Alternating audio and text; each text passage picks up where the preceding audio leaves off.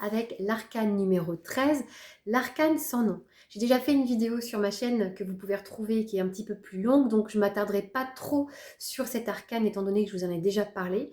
Si ce n'est que, alors pour ma part, je fais souvent des liens, j'associe cette carte avec le signe du Scorpion. Le signe du Scorpion, d'ailleurs hier nous étions en pleine lune au mois de mai, en pleine lune du Scorpion. Le Scorpion, c'est un signe qui nous parle aussi de renaissance, de renouveau. C'est un signe qui a une énorme énergie vitale, qui a énormément de potentiel.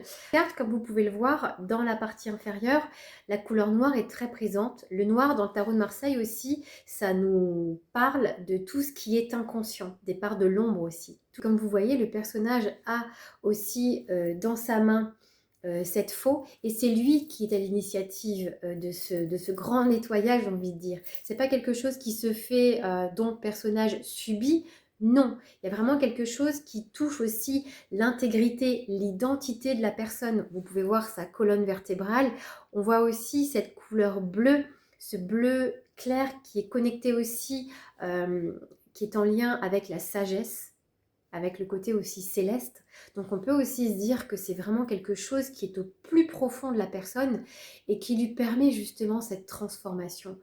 L'arcane numéro 13, personnellement, je l'associe vraiment aussi à quelque chose de très très profond, vraiment quelque chose au niveau de l'identité de la personne.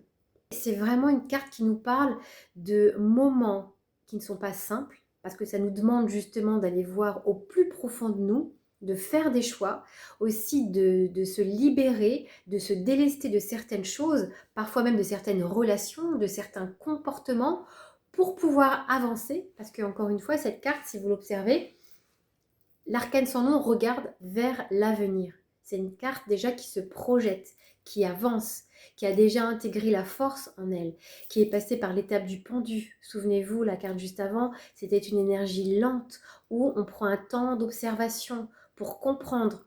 On peut aussi se reconnecter à notre lignée, à nos différentes lignées. Il y a peut-être un travail aussi au niveau transgénérationnel.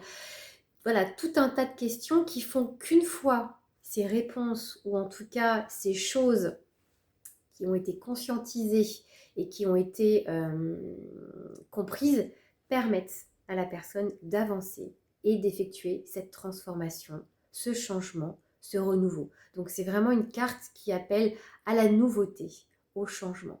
Et encore une fois, elle n'a pas de nom juste en bas. C'est la numéro 13. Souvenez-vous, tout ce qui n'est pas nommé, n'est pas matérialisé, n'existe pas.